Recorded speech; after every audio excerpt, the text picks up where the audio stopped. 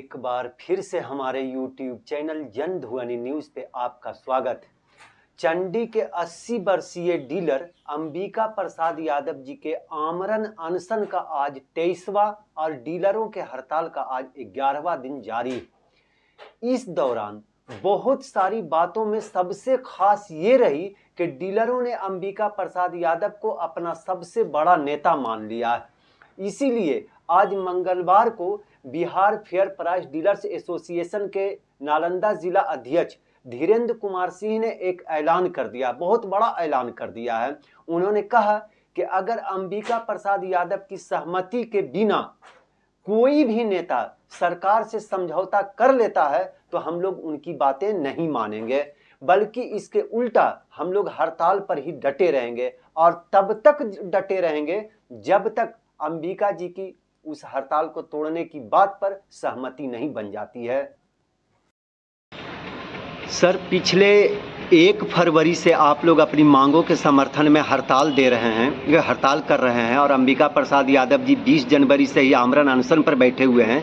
इतने दिनों के बाद भी क्या सरकार आप लोगों की मांगे के आगे झुकती हुई नहीं दिख रही है? अभी तक तो सरकार का जो रवैया है और सरकार के जो प्रतिनिधि अंबिका बाबू से मिलने के लिए आते हैं, उनके एक्टिविटी को देख के ऐसा लगता है कि वो लोग सिर्फ फॉर्मेलिटी कर रहे हैं। कोई सीरियस वार्ता जिम्मेवार पदाधिकारी के द्वारा अभी तक नहीं किया गया है। सर, आप लोगों की मांगों में नया क्या है? अधिकांश लोग ये कह रहे हैं कि हम लोग पुरानी मांगों को ही दोहरा रहे हैं, फिर भी सरकार अड़ियल रवैया क्यों अपनाए हुए है जब सारी की सारी मांगें आप लोगों की पुरानी ही है? तो अब तो ये सरकार ही बता सकती है कि कौन सा ऐसा नया मांग हम लोगों ने सरकार के सामने रख दिया है कि उनको मानने में दिक्कत हो रही है। हम लोगों ने जो 8 सूत्री मांग रखा है वो पिछले कई बार से जब भी धरना प्रदर्शन हुआ है तो वही 8 सूत्री मांग था, उसमें कुछ नया नहीं है। सरकार को उन सारे मांगों को मान लेने में कोई दिक्कत नहीं होना चाहिए, सिर्फ सरकार का ही हठ धर्मिता है, इसके अलावा कुछ नहीं है। 20 जनवरी से अंबिका प्रसाद यादव जी आमरण अनशन पर बैठे हुए हैं। अगर इस बीच कोई जनपद इसके डीलरों के नेता जाकर के सरकार से समझौता कर लेते हैं उन मांगों पे जो अंबिका प्रसाद यादव जी का नहीं है और सरकार से सहमति बन जाती है, तो क्या उस नेता के कहने पर डीलर लोग हड़ताल खत्म कर देंगे? कभी नहीं। आज बिहार के 55,000 डीलर जो हड़ताल पर हैं वो सारे के सारे अंबिका यादव के समर्थन में।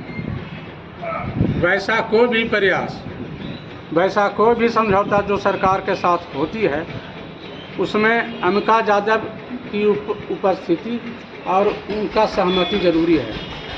उनके सहमति के बगैर अगर कोई समझौता कोई नेता कर लेता है तो बिहार के 55,000 डीलर उसको नहीं मानेंगे, हड़ताल नहीं समाप्त करेंगे। सरकार अगर आपको ये कहती है कि हम कमीशन बढ़ा देंगे, मानदेय नहीं देंगे, तो क्या आप लोग हड़ताल खत्म करेंगे? आप लोग आखिर दोनों पे क्यों अड़े हुए हैं कि हमको कमीशन भी चाहिए और मानदेय भी? देखिए, दोनों मुद्दा दो तरह का है। मानदेय हमको इसलिए चाहिए कि हम जो सरकार का काम करते हैं, हम जो मजदूरी कर रहे हैं वो मेरा पारिश्रमिक हुआ जिससे कि मेरे परिवार का रोजी रोटी चलेगा।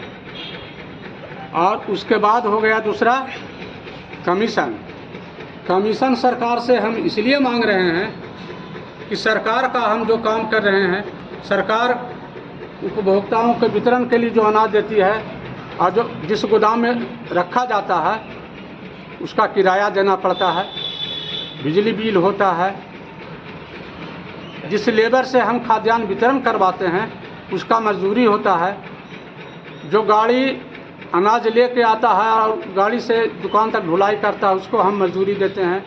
गोडाउन में जो मजदूर गाड़ी पर अनाज लाता है उसको मजदूरी देते हैं।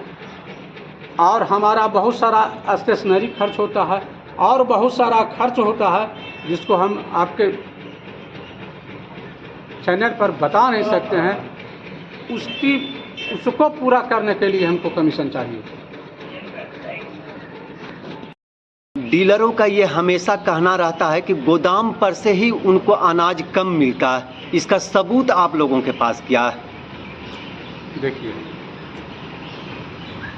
एसएफसी से जो अनाज डीलर को दिया जाता है तो उस बैग पर उसका स्टैंडर्ड वजन 50 केजी लिखा हुआ रहता है।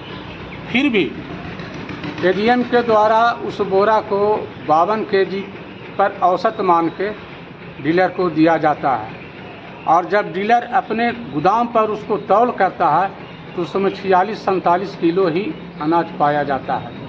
तो औसतन 4-5 केजी अनाज एक बोरा में कम हो जाता है। तो अब बताइए कि उस अनाज को जब उपभोक्ता के बीच में बांटा जाएगा तो पूरा कैसे होगा? तो हम सरकार से मांग करना चाहते हैं कि जो खाद्यान्न दिया जा रहा है डीलर को एसएफसी से, वो हमको सही वजन से दिया जाए, और तभी डीलर उसको सही तरीक़ा से उपभोक्ता के बीच बांट सकता है। अगर उसमें कोई दिक्कत आता है तो उसका जवाबदेही सरकार है, डीलर नहीं है। डीलर लोग जो हैं वो सरकार जो नया बीइंग मशीन ला रही है उसका भी विरोध कर रहे हैं, इसका कारण क्या है? नहीं, हम बीइंग मशीन का विरोध करने के लिए विरोध नहीं कर रहे हैं। बीइंग मशीन का विरोध इसलिए कर रहे हैं कि डीलर के यहाँ जहाँ से अनाज आ रहा है एसएफसी से, उसी बीइंग मशीन से तौल के डीलर को दिया जाए। जब डीलर को सही अनाज बीइंग मशीन से तौल के एसएफसी से मिल जाएगा तो डीलर अपने यहाँ बीइंग मशीन लगाने में कोई विरोध नहीं करेगा। जब अनाज हमको दीजिएगा एक बोरा में 46 किलो, तो हम बीइंग मशीन से तौल के उसको 50 किलो कहाँ से पूरा करेंगे? तो विरोध करना तो मेरा लाजिम बनता है। लोग यानी डीलरों की मांग ये है कि हम लोगों को मानदेय भी दिया जाए और कमीशन भी दिया जाए। क्या पूरे भारत में ऐसा नियम पहले से कहीं लागू है जहां दोनों चीज़ दिया जा रहा हो? हाँ, एक गुजरात में लागू है। 45 कुंटल बांटने पर 18,000 रुपया और उसके ऊपर बांटने पर कमीशन लागू है। मतलब वहाँ दोनों चीज़ लागू है। इसके अलावा और कहीं जो यहाँ से ज़्यादा कमीशन मिलता हो, बिहार से ज़्यादा? गोवा है, अच्छा। वहाँ 300 रुपये क्विंटल मिल रहा है। दिल्ली है, केरल है, इस सभी जगह पर कमीशन यहाँ से बहुत ज़्यादा है। सबसे कम अगर कमीशन कहीं है तो वो है बिहार में। कितना है बिहार में कमीशन? 90 पैसा। अंबिका यादव मत घबराना, हम तुम्हारे साथ हैं। अंबिका यादव मत घबराना, हम तुम्हारे साथ हैं। फेयर प्राइस डीलर एसोसिएशन जिंदाबाद, जिंदाबाद, जिंदाबाद। फेयर प्राइस डीलर एसोसिएशन जिंदाबाद, जिंदाबाद, जिंदाबाद। आवाज दो हम एक है,